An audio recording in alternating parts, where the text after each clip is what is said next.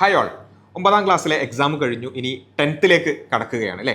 10th കടക്കുമ്പോൾ നമ്മളുടെ ആ ഒരു എക്സാം കഴിയുമ്പോൾ തന്നെ ഒരുപാട് ആളുകൾ ഉപദേശിക്കാനും അതുപോലെ തന്നെ സംസാരിക്കാനൊക്കെ വരും. ഇനി 10th ആണ്, വളരെ ക്രൂഷ്യൽ പീരീഡ് ആണ്, ഒരുപാട് പ്ലാൻ ചെയ്യണം, അങ്ങനെ ഒരുപാട് ഉപദേശങ്ങൾ നമുക്ക് കിട്ടുന്ന ഒരു സമയമാണിത് അല്ലേ.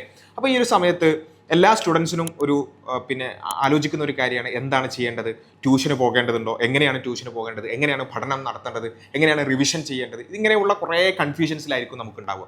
ഈ വിഷയത്തിൽ നമ്മൾക്കൊരു ധാരണ കിട്ടാനുള്ള ഏതാനും ചില പോയിന്റുകൾ പറയാനാണ് ഈ ഒരു വീഡിയോയിൽ ഉദ്ദേശിക്കുന്നത്. ഒന്നാമത്തെ ഒരു കാര്യം, നമ്മൾ എന്താണ് ലക്ഷ്യം വെക്കുന്നത് എന്നുള്ളതിനനുസരിച്ചിരിക്കും നമ്മുടെ പ്ലാന്.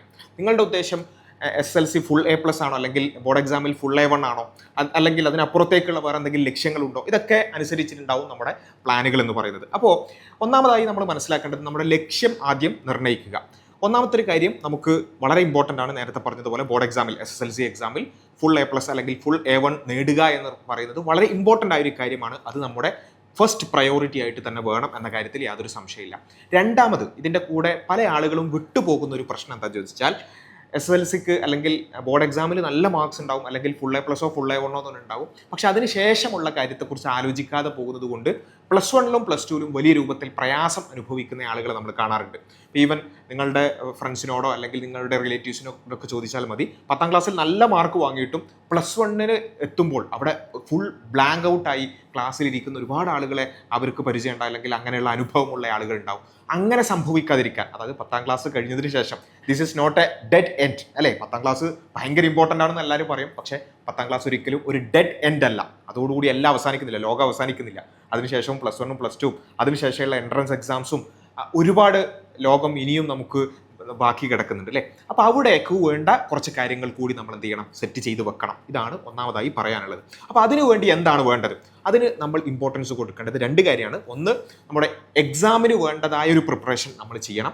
രണ്ടാമത്തത്, കൺസെപ്ച്വൽ ലേണിംഗ് എന്ന് പറയുന്നത് വളരെ ഇമ്പോർട്ടൻ്റ് ആണ്. 10ാം ക്ലാസ്സിൽ നമ്മളിപ്പോൾ ഇനി പഠിക്കാൻ പോകുന്ന വിഷയങ്ങൾ അതിൻ്റെ കണ്ടിന്യൂവേഷനാണ് നമുക്ക് +1ലും +2ലൊക്കെ പഠിക്കാനുള്ളത്. 10ാം ക്ലാസ്സിൽ നമുക്ക് ജസ്റ്റ് സ്കൂൾ മാർക്സിന് വേണ്ടി അല്ലെങ്കിൽ ഫുൾ A+നോ ഫുൾ A1നോ വേണ്ടി മാത്രം കുറച്ച് PYQs മാത്രം എടുത്തിട്ട് പഠിച്ചാൽ സംഭവിക്കുക, +1ലെത്തുമ്പോൾ അതിൻ്റെ ഒരു കണ്ടിന്യൂവേഷൻ നമുക്ക് കിട്ടില്ല. ഫുൾ ബ്ലാങ്ക് ഔട്ടായി നമ്മൾ ആകെ പ്രയാസപ്പെട്ടു പോകും. അതിനുശേഷമുള്ള എൻട്രൻസ് എക്സാംസ് ആണെങ്കിലും പ്രവേശന പരീക്ഷകളാണെങ്കിലും അതിലൊക്കെ നമ്മൾ പ്രയാസപ്പെടുന്നൊരവസ്ഥയുണ്ടാവും. ഇതൊരിക്കലും ഉണ്ടാകാതിരിക്കാനുള്ള ഒരു കൃത്യമായൊരു ബോധമായിരിക്കണം നമുക്കുണ്ടാകേണ്ടത്. അതിനെന്താണ് ചെയ്യേണ്ടത്? ഈ 2 കാര്യങ്ങൾക്ക് ഫോക്കസ് ചെയ്യാം. ഒന്നാമത്തത്, ഫുൾ A+ അല്ലെങ്കിൽ ഫുൾ A1 നേടാൻ എന്ത് ചെയ്യണം. അവിടെയാണ് നമ്മൾ ഓരോ ചാപ്റ്റേഴ്സും അത് പഠിക്കുന്ന അല്ലെങ്കിൽ അത് എടുക്കുന്ന അതിൻ്റെ കൂടെ തന്നെ പഠിച്ചു പോവുക എന്നുള്ളത്. അതേപോലെ തന്നെ ഒരു ആക്റ്റീവ് റീകോൾ മെത്തേഡ് ഉപയോഗിച്ചുകൊണ്ട് തന്നെ നമ്മളുടെ റിവിഷൻ ഷെഡ്യൂളുകൾ ചെയ്യുക എന്നുള്ളത്. ഇപ്പോൾ നമ്മൾ ഈ മാസങ്ങളിൽ, ഇപ്പോൾ ഏപ്രിലോ മെയ്യിലോ അല്ലെങ്കിൽ ജൂണിലോ ഒക്കെ നമ്മൾ പഠിച്ചു തുടങ്ങുമ്പോൾ ആ സമയങ്ങളിൽ നമ്മൾ പഠിക്കുന്ന ചാപ്റ്റേഴ്സ് ഇനി നമുക്ക് ഏറ്റവും കൂടുതൽ ആവശ്യം വരിക മാർച്ചിൽ നമ്മൾ എഴുതാൻ പോകുന്ന എക്സാമിലാണ് അല്ലേ. അപ്പോൾ അത്രയും വലിയൊരു ഗ്യാപ്പ് അവിടെ ഉണ്ട്. അപ്പോൾ ഒരിക്കലും നമുക്ക് ഈ സമയത്ത് പഠിക്കുന്ന കാര്യങ്ങൾ അതേപോലെ ഓർമ്മ നിൽക്കില്ല. മനുഷ്യനാണെങ്കിൽ എന്തായാലും മറവി ഉണ്ടാകും. അപ്പോൾ ആ മറവിയെ ബീറ്റ് ചെയ്യാൻ നമുക്ക് എന്ത് ചെയ്യണം, കൃത്യമായ ഇൻ്റർവെൽസിൽ അത് വീണ്ടും വീണ്ടും റിവൈസ് ചെയ്യുന്ന രൂപത്തിലുള്ള റിവിഷൻ ഷെഡ്യൂൾ നമുക്ക് ആവശ്യമാണ്. മൂന്നാമത്തെ ഒരു കാര്യമാണ് PYQs എന്ന് പറയുന്നത്.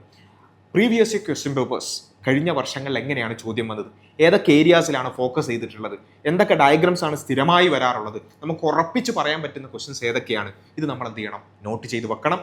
അത് നന്നായി ഫോക്കസ് ചെയ്ത് പഠിക്കുകയും വേണം. അപ്പോൾ പ്രീവിയസ് ഇയർ ക്വസ്റ്റ്യൻ പേപ്പേഴ്സ് നോക്കുക എന്നുള്ളതും വളരെ ഇമ്പോർട്ടൻ്റ് ആണ്. പിന്നെ 4ാമത്തെ ഒരു കാര്യമാണ്, നമ്മൾ ഒരു ഫ്രീക്വൻ്റ് ആയി പീരിയോഡിക്കായി ടെസ്റ്റുകൾ എടുക്കുക എന്നുള്ളത്. ഡെയിലി ടെസ്റ്റുകളോ അല്ലെങ്കിൽ വീക്ക്ലി ടെസ്റ്റുകളൊക്കെ എടുക്കുക എന്നുള്ളതും വളരെ ഇമ്പോർട്ടൻ്റ് ആയൊരു കാര്യമാണ്. ഈ കാര്യങ്ങളെല്ലാം പരിഗണിച്ചുകൊണ്ട് വേണം നമ്മൾ ട്യൂഷനാണെങ്കിലും മറ്റേതെങ്കിലും സംവിധാനങ്ങളാണെങ്കിലും തിരഞ്ഞെടുക്കേണ്ടത്. അപ്പോൾ പൊതുവെ നമുക്ക് കാണാവുന്നത്, ഒരു കൺവെൻഷണൽ ട്യൂഷനിൽ പോയാൽ പൊതുവിൽ സംഭവിക്കുന്നത്, സ്കൂളുകളിൽ പഠിപ്പിക്കുന്നത് എന്താണോ അതേ കാര്യം വീണ്ടും റിപ്പീറ്റ് ചെയ്ത് ട്യൂഷൻ സെൻറ്റേഴ്സിൽ വീണ്ടും ക്ലാസ് എടുക്കുക എന്നുള്ളതാണ് പൊതുവിൽ സംഭവിക്കാറുള്ളത്. പക്ഷേ അതാണോ നമുക്ക് ആവശ്യം? നിങ്ങളുടെ ലക്ഷ്യം വെറും കേവലം ഒരു ഫുൾ A+ അല്ലെങ്കിൽ ഫുൾ A1 എന്നുള്ളതാണെങ്കിൽ ഇറ്റ്സ് ഓക്കെ, അത് ഓക്കെയാണ്, ഒരു ട്യൂഷൻ സെൻറ്റർ മതിയാകും.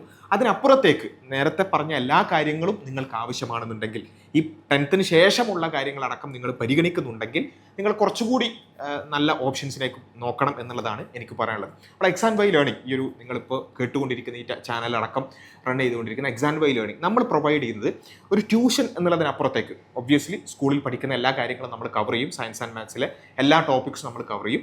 അതിൻ്റെ കൂടെ നമ്മൾ ഈ രൂപത്തിലുള്ള ഒരു കൺസെപ്ച്വൽ ലേണിങ്ങും അതേപോലെ തന്നെ നിരന്തരമുള്ള റിവിഷൻ ഷെഡ്യൂളുകളും അതേപോലെ തന്നെ ടെസ്റ്റുകളും അടങ്ങുന്ന ഒരു കോഴ്സാണ് യഥാർത്ഥത്തിൽ നമ്മുടെ ഫൗണ്ടേഷൻ പ്രോഗ്രാം എന്ന് പറയുന്നത്. അതിൽ നമ്മൾ ചെയ്യുക, ഒന്നാമത്തത് കേവലം ഒരു സ്കൂൾ എക്സാംസിൽ ഫുൾ എ പ്ലസോ ഫുൾ എ വണ്ണോ വാങ്ങാനുള്ള ജസ്റ്റ് അതിനു വേണ്ടിയുള്ള പ്രിപ്പറേഷൻ എന്നുള്ളതിനപ്പുറത്ത് എന്താണോ പഠിക്കുന്നത് അതിൻ്റെ കൺസെപ്റ്റ് എന്താണ്, അതിൻ്റെ കൃത്യമായ ആശയം എന്താണ് എന്ന് മനസ്സിലാകുന്ന രൂപത്തിൽ പഠിപ്പിക്കുക.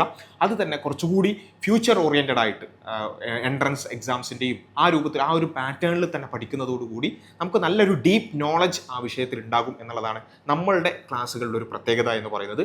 അതുപോലെ തന്നെ വളരെ പ്രധാനപ്പെട്ട ഒരു കാര്യമാണ്, നമ്മൾ കൃത്യമായ പീരിയോഡിക് ആയിട്ടുള്ള ടെസ്റ്റുകളിലൂടെയാണ് നമ്മുടെ കോഴ്സുകൾ മുന്നോട്ട് പോകുക.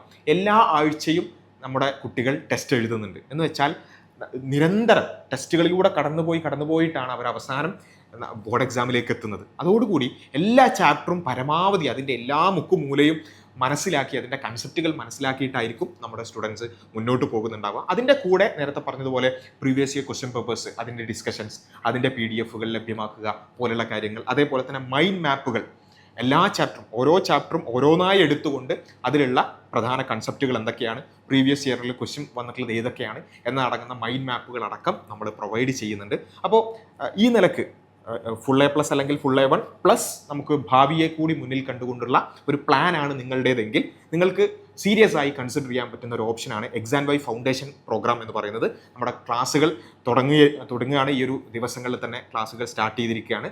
നിങ്ങൾക്ക് ജോയിൻ ചെയ്യാൻ താല്പര്യമുണ്ടെങ്കിൽ താഴെയുള്ള ലിങ്കിൽ ക്ലിക്ക് ചെയ്തുകൊണ്ട് നിങ്ങൾക്ക് രജിസ്റ്റർ ചെയ്യാം. നെക്സ്റ്റ് ഇയറിലേക്കുള്ള ഫൗണ്ടേഷൻ പ്രോഗ്രാമിൽ നിങ്ങൾ ഓരോരുത്തരെയും ഞങ്ങൾ പ്രതീക്ഷിക്കുകയാണ്. നമുക്കെല്ലാവർക്കും ഒരുമിച്ച് നല്ല ഒരു അക്കാദമിക് ഇയറിൽ കൊണ്ടുപോകാം. ഒരേ സമയം ബോർഡ് എക്സാമും അതേപോലെ തന്നെ ഒരു കൺസെപ്റ്റ് ലേണിങ്ങും പോസിബിൾ ആകുന്ന ഈ ഒരു ഫൗണ്ടേഷൻ പ്രോഗ്രാമിലേക്ക് എല്ലാവരെയും ക്ഷണിക്കുകയാണ്. Thank you.